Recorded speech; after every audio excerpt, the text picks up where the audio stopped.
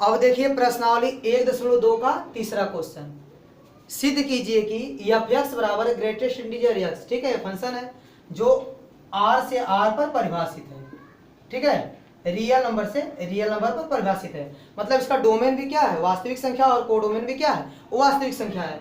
तो देखिए यह जो फलन है वह ना तो एकाएकी है और ना ही आच्छादक। तुमको यह प्रूफ करना है कि जो फलन है वह एकाएकी भी नहीं है और आच्छादक भी नहीं है।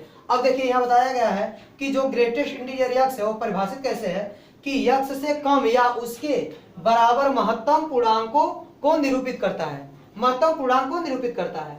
तो देखिए इसको कैसे परिभाषित करेंगे, जैसे देखिए अगर ग्रेटेस्ट इंटीजर 1.1 का मान आपको निकालना हो तो देखिए जैसे यहाँ लिखते हैं 0 1 2 3 4 फिर डॉट डॉट डॉट, ठीक है, -1 -2 -3 -4 डॉट डॉट डॉट, ठीक है। तो देखिए क्या करना है, एक्स से कम या उसके बराबर पहले पूर्णांक लीजिए। तो देखिए यहाँ एक्स का मान कितना है 1.1, तो 1 से बड़ा होगा, तो इसके बराबर तो कोई पूर्णांक है नहीं क्योंकि 1.1 पूर्णांक नहीं है, तो इसके बराबर कोई पूर्णांक नहीं है, तो उसके बराबर लीजिए। देखिए बराबर लीजिए और उससे कम लीजिए। तो इससे कम कौन कौन पूर्णांक है, 1.1, देखिए 1.1 1 के बाद ही मिलेगा। तो इससे कम जो है पूर्णांक है कौन कौन से, 1 है और 0 है और क्या है -1 -2, ये सब है। तो बोला इन सब में जो क्या है महत्तम है, इन सब में जो सबसे महत्तम है वही इसका मान आ जाएगा। तो ग्रेटेस्ट इंटीजर 1.1 का मान कितना आएगा, 1। अब देखिए इसी प्रकार 1.2 इसके बाद होगा, ठीक है। तो इससे कम जो पूर्णांक होंगे वो कौन कौन से होंगे, देखिए इसके बराबर तो कोई पूर्णांक नहीं होगा, लेकिन इससे कम कौन कौन से पूर्णांक, वही 1 0 -1 -2 -3, ठीक है। तो इन सब में महत्तम क्या 1, तो इसका मान भी 1 आएगा, ठीक है। इसी प्रकार 1.3 होगा, 1.3 होगा तो उसका मान 1 आएगा, 1.4 का मान भी 1 आएगा, ठीक है। 1.9 होगा उसका मान भी 1 मिलेगा। अब देखिए यदि 1 है तो उसका मान कितना आएगा, 1। तो देखिए क्या बताया गया है, एक्स से कम या उसके बराबर।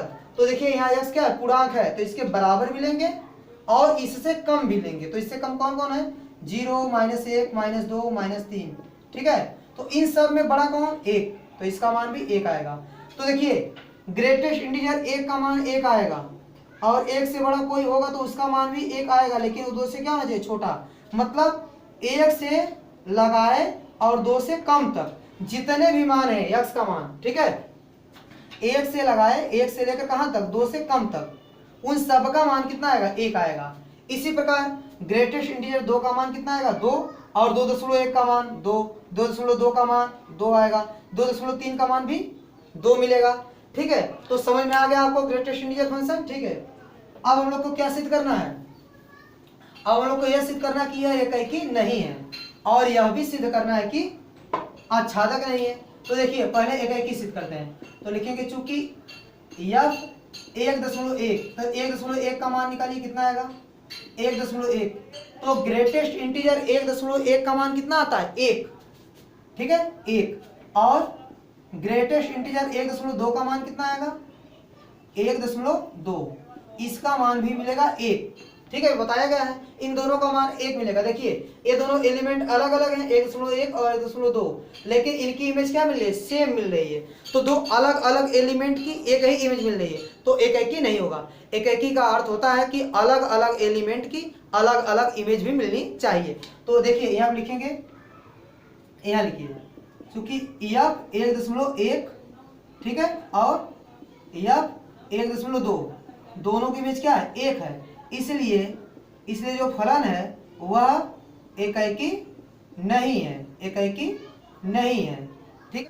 अब देखिए अब हम लोग यह सिद्ध करेंगे कि आच्छादक नहीं है। तो कैसे सिद्ध करेंगे, तो देखिए यह फलन है तो इसका डोमेन क्या है, वास्तविक संख्या है, और कोडोमेन क्या है, वो भी वास्तविक संख्या है।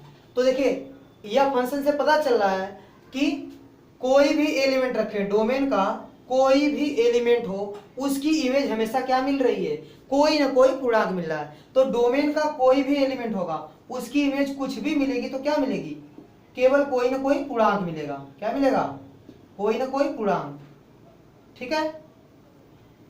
तो यह जो फलन है डोमेन के प्रत्येक एलिमेंट की इमेज केवल क्या दे रहा है, कोई ना कोई पूर्णांक दे रहा है।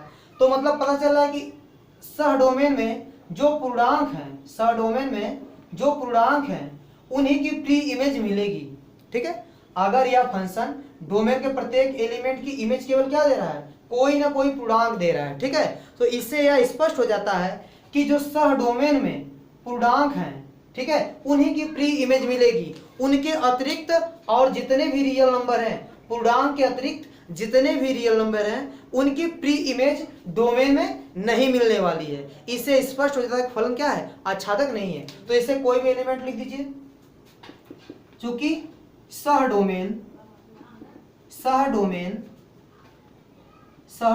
के अवयव, कोई एक अवयव ले लीजिए, सह डोमेन के अवयव 0.3 ले लीजिए, 0.3 का पूर्व प्रतिबिंब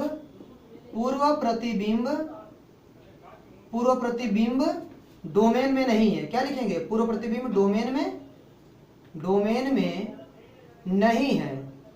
नहीं है, इसलिए फलन क्या है, इसलिए फलन आच्छादक नहीं है। ठीक है, तो देखिए, क्योंकि डोमेन का कोई भी एलिमेंट लीजिए, उसकी इमेज कभी 0.3 नहीं आएगी। कितनी, 0.3 नहीं आएगी, मतलब 0.3 कभी नहीं आएगा। इससे यह स्पष्ट हो जाता है कि इसमें जो 0.3 है उसका पूर्व प्रतिबिंब डोमेन में नहीं है। इसलिए क्या सिद्ध हो गया कि यह फलन आच्छादक नहीं है। ऐसे बहुत ढेर सारे एग्जाम्पल होंगे, लेकिन आप एक एग्जाम्पल दे दीजिए जिससे क्या प्रूफ हो जाएगा कि फलन आच्छादक नहीं है। आच्छादक का मतलब ये होता है कि प्रत्येक एलिमेंट का पूर्व प्रतिबिंब डोमेन में होना चाहिए, लेकिन एक भी एलिमेंट ऐसा मिल जाए जिसका पूर्व प्रतिबिंब डोमेन में नहीं है, तो उसके आधार पर आप कह सकते हैं कि यह फलन आच्छादक नहीं है। तो देखिए 0.3 एक मैं एलिमेंट दे दिया यहाँ पर एग्जाम्पल के रूप में कि 0.3 का पूर्व प्रतिबिंब डोमेन में नहीं है। इससे यह स्पष्ट हो जाता है कि यह फलन आच्छादक नहीं है। लेकिन इसमें जो पूर्णांक है उसके अतिरिक्त जितने भी अवयव हैं उन सबका पूर्व प्रतिबिंब डोमेन में नहीं है। ठीक है, इसलिए फलन क्या है, आच्छादक नहीं है। तो यह पहला तीसरा क्वेश्चन लग गया। अब देखिए क्वेश्चन नंबर 4 में लिखा गया है कि सिद्ध कीजिए कि f(x) बराबर मॉड ऑफ x द्वारा प्रदत्त मापांक फलन। ठीक है, यह जो है वो r से r पर परिभाषित है, मतलब यह का जो डोमेन है वह भी रियल नंबर और कोडोमेन भी रियल नंबर है। तो यह जो फलन है वह ना तो एकैकी है और ना आच्छादक, यह हमको प्रूफ करना है। और मॉड ऑफ x परिभाषित कैसे, देखिए लिखा गया कि मॉड ऑफ x बराबर क्या आएगा, प्लस x आएगा। ठीक है, मॉड ऑफ x बराबर x आएगा कब, जब x क्या हो, धन हो या शून्य। तो x धन होने का मतलब क्या, 0 से बड़ा हो या 0 के बराबर हो, तब मॉड ऑफ x बराबर क्या मानेंगे हम लोग, x। और मॉड ऑफ x बराबर माइनस x मानेंगे कब, जब x क्या हो, ऋणात्मक हो। ऋणात्मक मतलब क्या, 0 से छोटा है। यही है मापांक फलन। ठीक है, ये ऐसे परिभाषित है। अब देखिए यहाँ पर यदि आपको -1 का मान निकालना हो, मॉड में -1 का मान, तो x का मान क्या रखें हम लोग, -1। तो जब -1 होगा तो क्या होगा, 0 से छोटा, तो मॉड ऑफ x बराबर क्या आएगा, -x। तो -x वाले मान रखेंगे, -x, x के स्थान पर कितना है, -1, तो कितना आएगा, +1। देखिए इसीलिए मॉड के अंदर जो माइनस होता है उसका मान भी क्या आ जाता है, प्लस हो जाता है। ठीक है, अब देखिए +1 का मान निकालिए, तो किसमें रखेंगे, x का मान देखिए जो मैं रखा हूं वह क्या है, पॉजिटिव है। पॉजिटिव मतलब 0 से बड़ा, तो मॉड x बराबर क्या मानेंगे, x मानेंगे। लेकिन x के स्थान पर कितना है, +1, तो रखेंगे यहाँ +1, तो कितना आ गया, +1। तो इससे यह पता चल रहा है कि मॉड के अंदर कोई पॉजिटिव संख्या हो, ठीक है, कोई पॉजिटिव नंबर हो या निगेटिव नंबर हो, उसका मान हमेशा क्या आएगा, पॉजिटिव ही आएगा। ठीक है, अब देखिए अब हम लोग सिद्ध करेंगे कि यह एकैकी नहीं है। तो कैसे सिद्ध करेंगे, तो देखिए f(1) का मान निकाल लीजिए। ठीक है, f(1) का मान निकालिए, तो मॉड में 1 बराबर क्या आएगा, 1 मिलेगा। अब f-1, तो मॉड में -1 का मान कितना आता है, वह भी +1 आता है। ठीक है, तो यह लिखेंगे चूंकि f(1) और f-1 दोनों की इमेज क्या आ रही है, 1।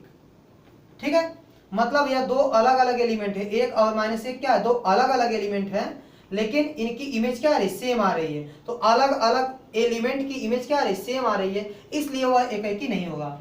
इसलिए फलन एकैकी नहीं है, इसलिए फलन एकैकी नहीं है। अब बात करते हैं आच्छादक की। अब देखिए इसका जो डोमेन है वो रियल नंबर है और कोडोमेन भी क्या है, रियल नंबर है, और ये फलन है। तो देखिए पता चल रहा है कि जो मापांक फलन है वह डोमेन के सभी एलिमेंट, कोई भी एलिमेंट हो, डोमेन का कोई भी एलिमेंट हो, इसकी जो इमेज देगा, ठीक है, किसी भी एलिमेंट की जो इमेज आएगी वो हमेशा कैसी आएगी, पॉजिटिव आएगी, निगेटिव तो आएगी नहीं। इससे यह स्पष्ट हो जाता है कि कोडोमेन में जो निगेटिव नंबर हैं उनकी प्री इमेज डोमेन में नहीं मिलेगी। इससे यह पता चलता है कि कोडोमेन के निगेटिव नंबर की प्री इमेज डोमेन में नहीं मिलेगी। ठीक है, मतलब डोमेन का कोई भी एलिमेंट हो उसका प्रतिबिंब कोडोमेन में कैसा मिलेगा, हमेशा पॉजिटिव, क्योंकि फलन कैसा है, मापांक फलन है, तो पॉजिटिव मिलेगा। इसका मतलब जो निगेटिव वाले हैं, ठीक है, मतलब इसमें कोई भी एलिमेंट है अगर उसकी इमेज निकालेंगे तो निगेटिव कभी नहीं आएगी, केवल क्या आएगी, पॉजिटिव आएगी। तो कोडोमेन में एलिमेंट है जो क्या है, पॉजिटिव नहीं है, निगेटिव है, उनकी प्री इमेज डोमेन में नहीं मिलेगी। तो लिख सकते हैं हम लोग कि सहडोमेन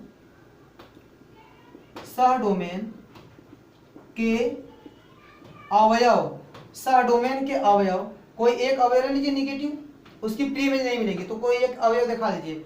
लिखेंगे सहडोमेन के अवयव -1 का पूर्व प्रतिबिंब, ठीक है, इसी को प्री इमेज कहते हैं। पूर्व प्रतिबिंब डोमेन में नहीं है, डोमेन में नहीं है, इसलिए, ठीक है, क्या लिखेंगे,